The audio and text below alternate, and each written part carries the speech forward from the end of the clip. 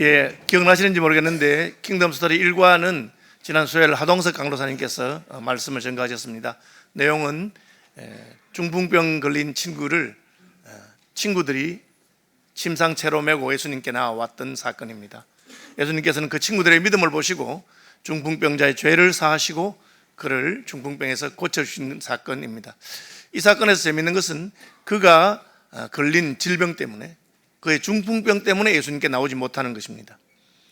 예수님께 나가면 문제를 해결받을 수 있는데 그는 중풍병에 들려서 예수님께 나오지 못합니다. 그래서 예수님께 나오지 못하는 그 문제를 친구들이 적극적으로 해결해 준 것입니다. 오늘날도 복음전도는 이와 같은 것입니다. 어떤 사람들은 그의 경제적인 형편 때문에 혹은 질병 때문에 마음의 상처 때문에 예수님께 나오면 받을 수 있는 구원을 받지 못하고 예수님에게서 멀어져 있습니다. 그때는 도와주는 사람들이 그를 예수께로 데려오는 것이고, 예수님께 왔을 때 사람들로 둘러싸여서 예수님께 가는 길이 막혀 있으니까 친구들은 아주 적극적으로 지붕을 뜯어서 침상을 달아내렸습니다. 예수님께서는 그들의 열심과 헌신과 충성을 칭찬하시고 내 믿음이 너희를 구원한다, 그렇게 그의 믿음을 보시고 내 죄 사함을 받았느니라, 그렇게 말씀하신 것을 보게 됩니다. 오늘 그 이거와는 어떤 연관이 있냐면, 이거의 첫 구절 보시면 그날 저물 때에라고 되어 있는데, 이 그날 저물 때에는 1절에 읽지는 않았지만 예수께서 다시 바닷가에서 가르치시니 큰 무리가 모여들거늘 예수께서 바다에 떠있는 배에 올라 앉으시고 온 무리는 바닷가 육지에 있더라. 예수님이 지금 사람들을 가르치는데 사람들이 너무 많이 몰려오니까 바닷가에 사람들이 가득해서 예수님이 바다 속으로 가셔서 배에 앉으시고 배를 좀 띄우셔서 배에서 가르치신 것입니다. 지금 여러분 앉아 계신 곳을 바닷가라고 생각하시고 해변이고, 여기 앞부분 이 공간을 바다라고 생각한다면 이 강대상은 배가 되는 것입니다. 예수님은 배를 강대상으로 사용하시고 배에서 말씀을 가르쳤습니다. 씨 뿌리는 비유를 가르치시고 또 다른 여러 가지 말씀들을 가르쳤습니다. 그리고 그날입니다. 35절 그날 저물 때에, 그러니까 뭐 낮부터 시작해서 가르쳤어도 그냥 하루 종일 혹은 오후 내내 말씀을 가르치시고 이제 해가 지니까 오늘날 같이 밤에는 조명도 없고 전기도 없으니까 이제는 집으로 돌아가야 할 때가 된 것입니다. 그런데 그때 예수님께서 제자들에게 이르시되 우리가 저편으로 건너가자, 그렇게 말씀하셨습니다. 바다를 건너서 건너편으로 가자 하신 것입니다. 왜 예수님이 바다 건너편에 가자 하셨을까요? 우리는 그 다음 장인 5장을 보면 5장에서 예수님이 군대 귀신 들린 사람을 고쳐주신 사건을 알게 됩니다. 이방인들이 많이 살고 있는 그라사 지방에 가셔서 예수님께서는 군대 귀신 들린 사람을 고치십니다. 주님은 항상 복음이 필요한 사람, 예수님의 구원이 필요한 사람을 향해서 나가시는 것을 보게 됩니다. 주님께서는 하나님 아버지의 뜻에 따라서 그날 피곤하셨지만 밤배를 타고 바다를 건너서 건너편에 있는 사람에게 복음을 전하고 그들을 치유하시기를 원하셨던 것을 알 수가 있습니다.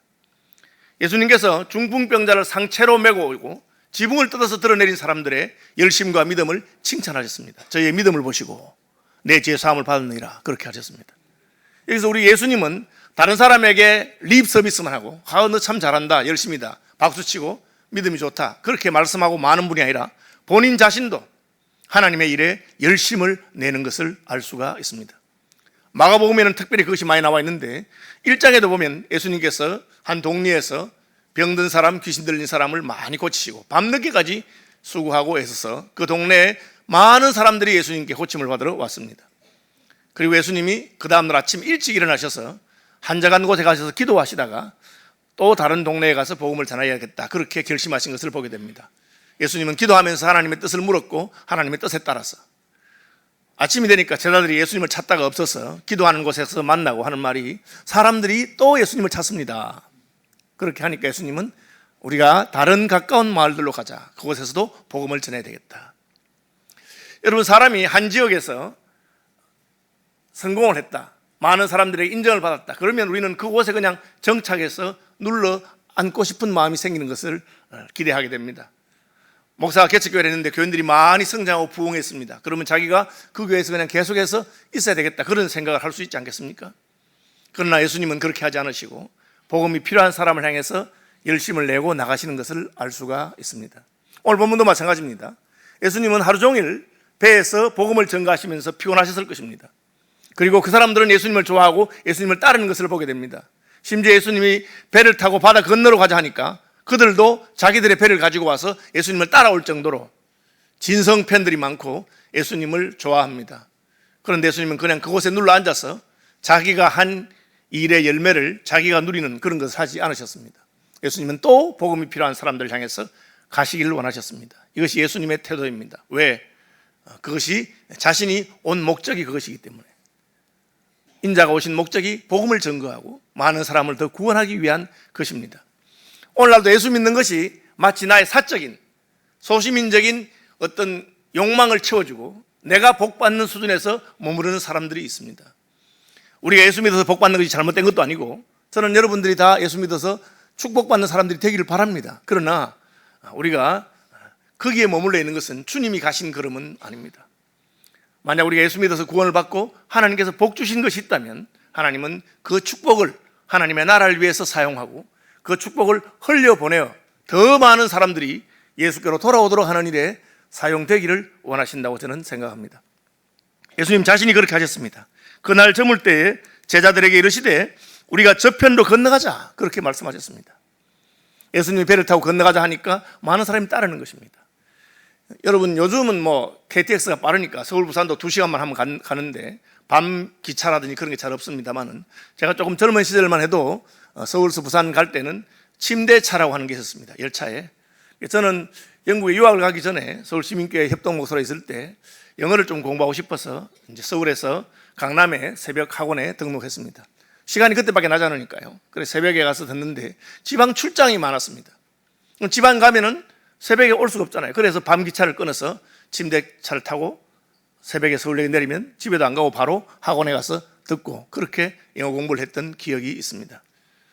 자기의 목적을 위해서 그렇게 열심히 사는 것이죠. 아마 대한민국에 우리 앞서간 세대들이 다 그렇게 열심히 살아서 우리나라를 이만큼 일으킨 것이라고 생각합니다. 하나님의 일에는 어떠합니까? 하나님의 일에도 우리가 그렇게 열심을 내는지 새해가 돼서 여러분이 혹은 교사로 혹은 순장으로 혹은 각 기관의 책임자로 여러 가지 일들을 맡은 것이 있을 줄 생각합니다. 예수님께서는 자신이 맡은 일에 열심 내는 분이었습니다. 그리고 바울은 맡은 자에게 구할 것은 충성이다 그렇게 말씀하셨습니다. 우리가 예수님을 따른다고 한다면 주님께서 맡기신 그 일을 위해서 최선을 다해서 열심히 하는 것이 필요합니다. 예수님은 우리에게 그렇게 말씀하시고 칭찬하시고 또한 본인이 친히 그렇게 사신 분인 것을 알 수가 있습니다. 우리가 저편으로 건너가자 하시니 그들이 무리를 떠나 예수를 배에 계신 그대로 모시고 예수님 배에서 가르치고 계셨는데 날이 저물매 예수님이 바다를 건너가자 하시니까 그대로 예수님 태운 채로 그대로 갔다는 겁니다. 쉬러 간 것이 아니고 그대로 배를 타고 건너갔습니다. 예수님이 얼마나 피곤하셨느냐 그것은 이 배에서 주무신 것으로 알 수 있습니다. 고물에서 베개를 베고 예수께서는 주무셨습니다. 그런데 그 주무실 때 큰 광풍이 일어나며 물결이 배에 부딪혀서 여러분 큰 배들이 있습니다. 파도에 별로 영향을 받지 않는 우리가 흔히 말하는 크루즈선 같은 거 수천 명이 타는 배입니다. 저도 크루즈선 타본 적이 있습니다. 그 지중해를 움직이는데 그냥 잠을 자도 별로 멀미도 하지 않아요. 그러나 예수님이 타신 배는 그렇게 큰 배가 아닙니다. 그 갈릴리 호수에 큰 바람이 불어서 흔들리니까 잠이 올 것 같지 않습니다. 그런데도 예수님 주무셨습니다. 많이 피곤하셨다는 것이죠. 제자들이 예수님 말씀을 듣고 예수님 모시고 바로 그 배를 타고 갈릴리 바다를 건너갑니다. 이 사건은 사실은 그 앞에서 예수님 말씀하신 비유, 씨 뿌리는 비유하고 연결해서 우리가 살펴볼 수 있습니다. 예수님이 오늘 씨 뿌리는 비유를 말씀하시면서 씨를 뿌리는 자는 말씀을 뿌리는 것이다. 그리고 씨가 어떤 씨앗은 길가에 뿌려졌는데 뿌려지자마자 새가 와서 쪼아 먹어버렸다. 그러니까 말씀을 받았는데 무슨 말씀 받았는지 기억도 안 나고 생각도 안 난다. 혹시 여러분 가운데 주일 예배를 마치고 돌아가는데 딱 예배당문을 나서니까 무슨 설교했는지 제목도 기억이 안 나고 내용도 기억이 안 나고 목사님 얼굴도 기억이 안 나고 아무것도 기억이 안 나는 분 있다. 그럼 그게 우연이거나 내가 늙어서가 아니라 마귀가 와서 말씀을 빼앗아 간다 그렇게 생각하시는 것이 예수님께서 하신 해석입니다. 우리의 상식적인 해석이 아니라 예수님의 해석이 그렇습니다. 제자들은 이 예수님의 씨 뿌리는 비유를 따르자면 예수님이 바다를 건너가자 할 때 그대로 순종했습니다. 그것은 새가 와서 먹어버리는 것은 아니라는 것이죠. 예수님 말씀했음에도 불구하고 그냥 아무 생각 없이 배에서 내려가지고 주섬주섬 갑니다. 어디 가냐? 예, 오늘 저녁에 잘 때를 찾아야죠. 한다면 그것은 새가 와서 먹어버린 것입니다. 예수님은 바다를 건너가자 했는데 그 말씀이 생각도 안 나고 기억도 안 나고 그냥 저녁이니까 자러 가야지 그렇게 한다면 그것은 예수님 말씀을 제대로 못 들은 것이죠. 적어도 제자들은 길가에 뿌려진 씨앗은 아니었습니다. 말씀을 듣고 그대로 그 배채로 예수님을 모시고 출발했기 때문에 그렇습니다. 그런데 이것이 다가 아니죠. 씨 뿌린 비유는 그 다음 뭡니까? 돌짝밭에 떨어졌다, 혹은 바위 위에 흙이 약간 있는 곳에 떨어졌다. 금방 뿌리가 났는데 햇볕이 나니까 돌을 뚫지 못해서 말랐다, 그렇게 되어 있습니다. 그 다음 뭡니까? 가시떨기에 떨어졌다. 뿌리는 겨우 내렸는데 싹이 나서 자라다가 가시가 기운을 막음으로 자라지 못하고 말라 죽게 되었다. 둘째와 셋째 밭이 있습니다. 그것은 하나님 말씀을 듣고 그 말씀대로 순종하려고 한 것입니다.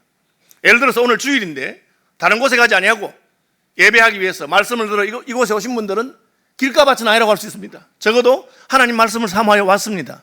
그 말씀을 잘 듣는 것이죠. 그런데 그 다음에 돌짝밭과 가시떨기와 같이 이 말씀을 듣는 것을 방해하는 세력이 있습니다. 제자들에게는 그것이 바로 파도와 풍랑, 태풍이었습니다. 예수님을 모시고 가는데 37절, 큰 광풍이 일어나며 물결이 배에 부딪혀 들어와 배에 가득하게 되었더라. 배에 물이 차기 시작합니다. 바람이 부는데 그냥 바람이 아니고 광풍입니다. 우리말을 그대로 해석하면 미친 바람이죠. 그리고 그냥 미친 바람이 아니고 큰 광풍입니다. 메갈라돈 하는, 우리가 말하는 메가톤 할 때 그 메가입니다. 큰 바람이, 그리고 풍랑이 일어나니까 자들이 갑자기 두려운 마음이 생기기 시작했습니다. 예수님께서 바다를 건너가자 한 그 말씀을 그대로 받아서 바다를 믿음으로 건너가는 그 단계에 가야 되는데, 와, 이제 우리가 죽었구나, 못 건너가겠구나, 그런 생각이 든 겁니다. 여러분, 식물이 바위 틈에 떨어졌다고 해서 반드시 다 죽는 것은 아닙니다. 어떤 식물은 그 바위 틈에서도, 그 힘든 상황에서도 이슬과 비를 받아서 뿌리를 내리고 마침내 절벽에 자라는 소나무도 있고 아스팔트에 자라는 민들레도 있는 것입니다. 그런데 많은 경우에 그런 상황을 만나게 되면 뿌리를 제대로 내리지 못하고 말라 죽습니다. 가시덤불도 마찬가지입니다. 가시덤불이 기운을 막으니까 많은 경우에 제대로 자라지 못하는 것입니다. 제자들은 예수님의 말씀을 듣고, 예수님 밤이 깊었는데 쉬어야죠, 내일 갑시다 라든지 그렇게 거부하진 않았습니다. 그들은 말씀대로 배를 타고 갔는데 가다가 보니까 풍랑이 일어나는 것입니다. 여러분, 우리가 예수 믿고 주님 말씀대로 순종한다고 해서 모든 일이 만사 형통할 것이라, 내가 기대하는 대로 평안할 것이라, 내 앞길에는 꽃길만 있을 것이라고 착각하지 마십시오. 하나님이 인도하는 길을 가는데도 그 앞에는 광야가 있을 수도 있고 홍해가 있을 수도 있습니다. 다만 주님께서 우리와 함께 하셔서 그 문제를 해결하시는 것이지 우리의 인생살이에 어려움이 전혀 없을 것이다, 그것을 약속하신 적이 없습니다. 만약 그렇다면 누가 교회 안 오겠습니까? 만약 그렇다면 예수 믿으면 모든 문제가 만사형통하고 문제가 저절로 해결되고 어려움과 난제가 하나도 없는데 누가 교회 오지 않겠습니까? 만약 그렇게 된다면 그가 진짜 하나님을 믿는지, 만사형통하기 위해서, 문제가 해결되기 위해서 교회 오는지 어떻게 우리의 믿음이 증명되겠습니까?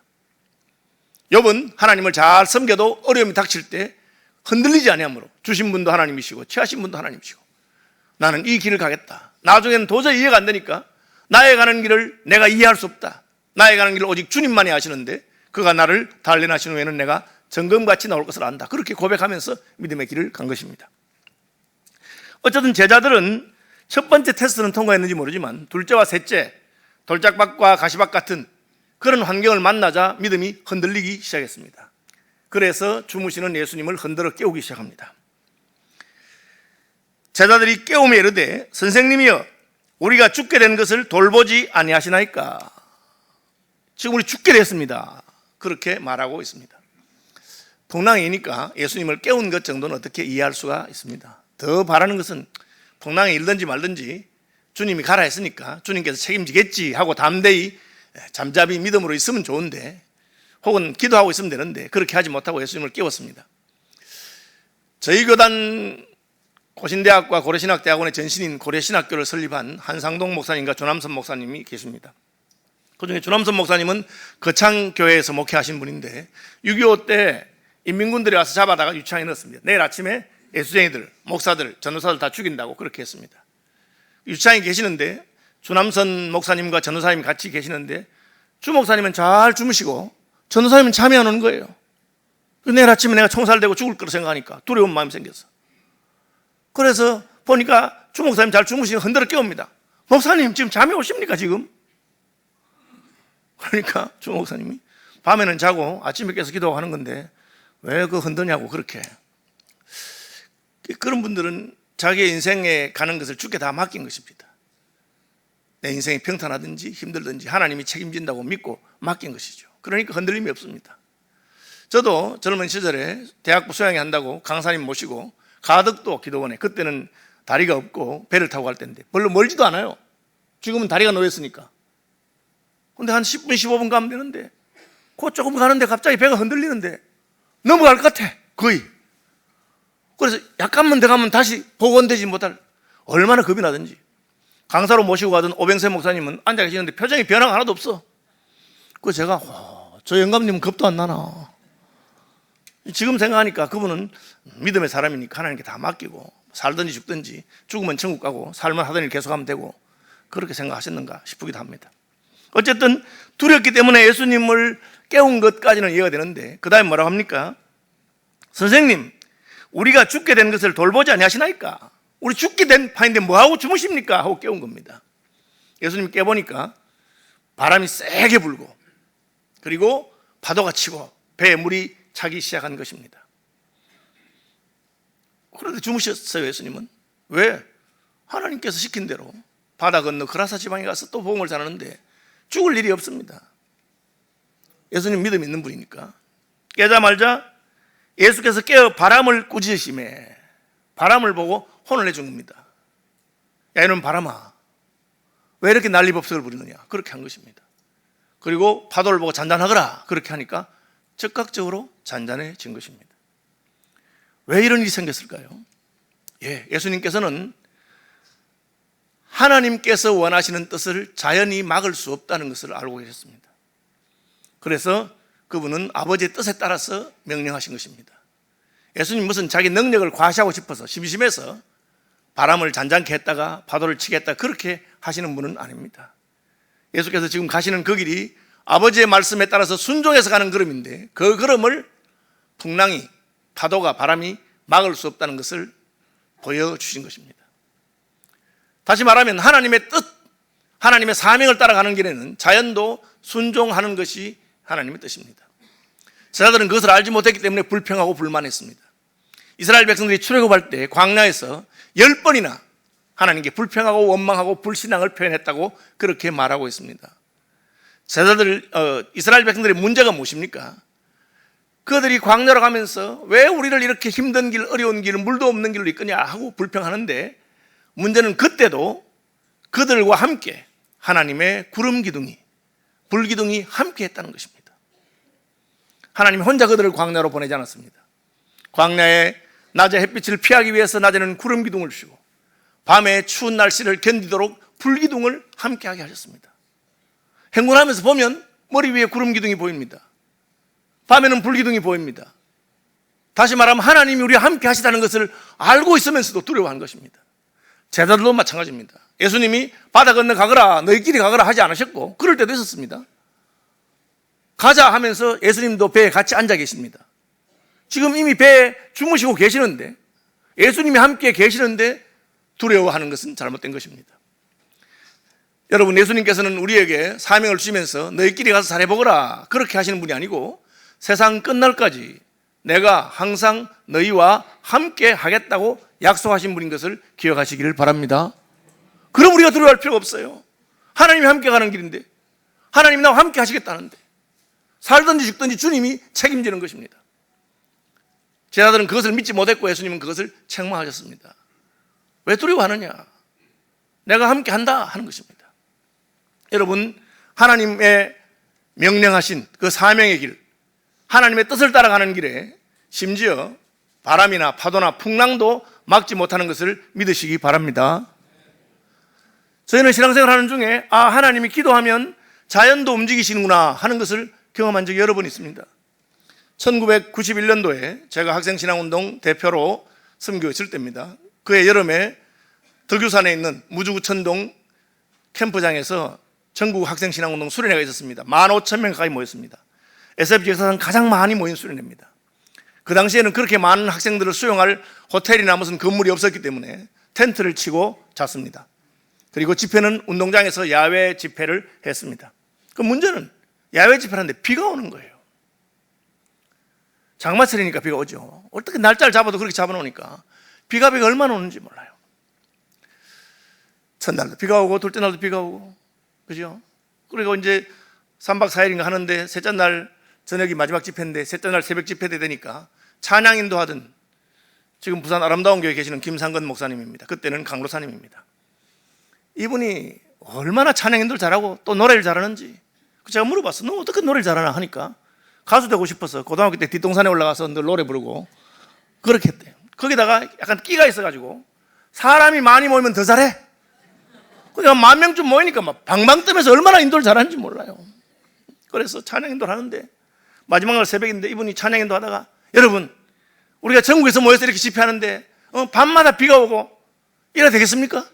오늘 저녁에는 촛불 예배가 예정되어 있는데 오늘 밤에는 비 오지 않고 하늘이 개고 별 바라보면서 촛불 예배할 수 있도록 기도합시다 하니까 막 앞에 인도하는 사람이 그러니까 애들이 좋아가지고 쥐 하면서 막 얼마나 열심히 기도하는지 그것까지는 좋았어.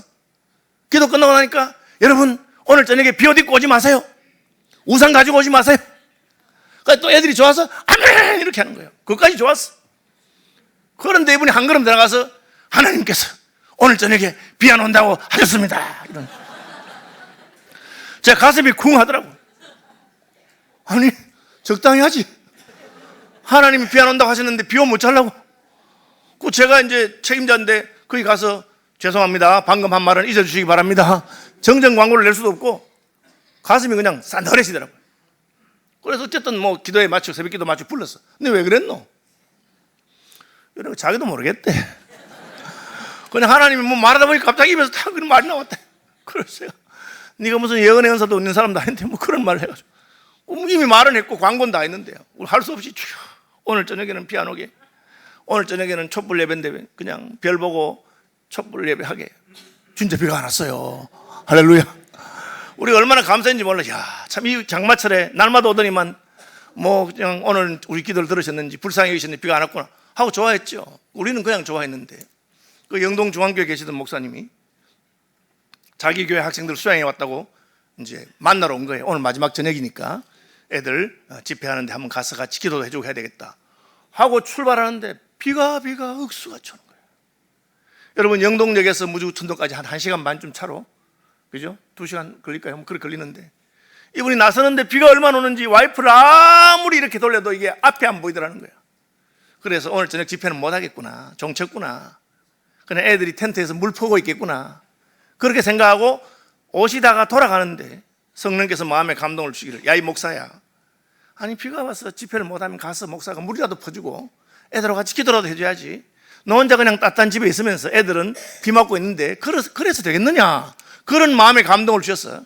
그 비를 맞으면서 영동에서 덕유산 캠프장 무주구천동까지 99굽입니다. 그 99굽이 덕유산 계곡을 돌아 비가 억수가 좋은데 계속해서 비가 오더라는 거예요. 그래서 캠프장 언덕을 딱 넘으면 캠프장인데 언덕을 딱 넘으니까 거기부터 비가 안 오는 거예요. 그래서 뭐 하늘이 별이 총총하고 촛불 여러분 15,000개 켜놓으세요. 얼마나 멋있겠습니까? 애들이 막 좋아서 막 예배하고 막 찬송하고 시간 가는 줄 모르고 있는데 그냥 그분이 그냥 가셨으면 우리는 몰랐을 거예요. 마치고 본부에 찾아오셨어. 이야 이상하네, 여기는 비가 하나도 안 오네 이러시더라고요. 그래서 우리가 어디 비 오는 데도 있어요 이러니까 캠프장 언덕 그 너머까지 비가 오더라는 거예요. 할렐루야. 야, 저는 그때 하나님께서 기도를 들으시고 합심 기도를 들으시는 것을 그때 깨달았어요. 제가 이렇게 간증하니까 어떤 분들이 하여간 목사님 거기 바로 지형성 강우 아닙니까? 이러더라고. 그래 내가 지형성 강우가 뭡니까? 구름이 움직이면서 그 구름이 있는데 거기만 비가 오고 딴 데는 맑다는 거 아닙니까? 제가 가만히 생각해 보니까 그거는 지형성 강우가 아니라 지형성 맑음이야. 다 비가 오는데 구름이 빵꾸가 나서 거기만 안 오는 거예요. 그래 내가 이게 무슨 지형성 강우냐, 지형성 맑음이지. 온데 다 비가 오는데 거기만 오는데. 그리고 말았는데 그때 이후로 우리는 수양회 할 때 기도하면 하나님이 들으시는 것을 많이 경험했습니다. 제가 서울시민교 협동목사로 있다가 영국 가서 유학 갔다 오고 복직해서 SFC 복직해서 1년간 있었는데 제가 97년 말에 왔죠. 98년 여름 수련회 또 덕유산에서 대학생 수련회 했습니다. 저는 뭐 가니까 보직이 발령이 안 나가지고 보직이 없어요. 수양회 갔는데 제가 할 게 아무것도 없어. 뭐 자리는 하나도 안 줘요. 그래서 우리들이 살펴보다니까 중보기도 팀이 있어요. 중보기도 팀. 그 중보기도 팀은 수양회 내내 기도 제목이 있으면 기도를 해주는 곳입니다. 그래서 제가 중보기도 팀에 가서 제가 선배 간사님 같이 기도 제목 보고 기도하는데 기도 제목이 희한한 게 다 돌아요. 그럼 그 보고 기도하는데 본부에서 기도 제목이 왔어. 그죠? 우리가 수양회 준비한다고 한 주 전에 갔는데 기도 제목이 참 이상해. 첫날은 텐트를 쳐야 되는데 비가 오면 텐트 치기 힘드니까 수양회 첫날 비가 오지 않도록 해주십시오. 그렇게 됐어요. 그래 우리 기도했어요. 하나님 수양회 첫날 비가 오지 않게 기도해 주십시오. 열심히 기도하다 보니 좀 이상해. 아니 수양회 내내 비가 안 오게 해달라지 왜 첫날만 비가 오지 않게 해달랄까? 그래도 우리는 시킨 대로 하지. 다른 건 안 합니다. 우리는 순종하는 사람이기 때문에 시킨 대로 첫날 비가 오지 않게 해주십시오. 첫날 비가 왔겠어요? 안 왔겠어요? 안 왔어요. 그러니까 제가 간증하는 거예요. 비가 안 와? 둘째 날 왔겠어요? 안 왔겠어요? 왔지요. 혹수 왔죠. 둘째 날 비가 오고 셋째 날 본부에서 또 기도 제목이 왔어. 비가 이렇게 많이 오는데 마지막 날 비가 안 와야 텐트를 말리고 간다고. 마지막 날 비가 안 오게 기도해달라는 거야. 그래 우리는 또 왜 첫날하고 마지막 날 시킨 대로 또 마지막 날 비가 왔겠어요? 안 왔겠어요? 안 왔어. 제가 이렇게 간증하니까 어떤 분들이 아이고 목사님 그게 바로 우연의 일치라고 하는 겁니다. 그래 말하더라고요. 그래서 제가 우연의 일치 맞지. 그런데 맞다 그래. 그런데 왜 기도만 하면 우연의 일치가 생기고 기도 안 하면 우연의 일치가 안 생기나? 여러분 이것이 바로 믿음의 비밀입니다. 믿는 사람은 믿음으로 받고 안 믿는 사람은 우연의 일치인 거예요. 그렇기 때문에 하나님이 믿음을 주시고 은혜를 주는 사람은 믿어지고 안 믿는 사람은 살다 보면 별일이 다 있는데 뭐 그런 일 한 번 없겠나 그렇게 생각하고 마는 겁니다. 여러분 하나님 주시는 은혜대로 받으시길 바랍니다. 예수님이 자다가 깨보니까 바람이 불고 풍랑이는데 찌그러져. 바람 보고 어디 바람 부는 거야 지금. 하나님 시킨 대로 지금 바다 건너는 찌그러져 하니까 바로 찌그러져 버린 바람이. 잠잠해 하니까 파도가 잠잠해져. 그래서 바다를 건너간 겁니다. 왜 그렇습니까? 예수님은 하나님을 온전히 신뢰하기 때문에 그렇습니다. 심지어 이해가 안 돼도 아버지께서 내게 주시는 잔을 내가 어찌 마시지 않겠느냐.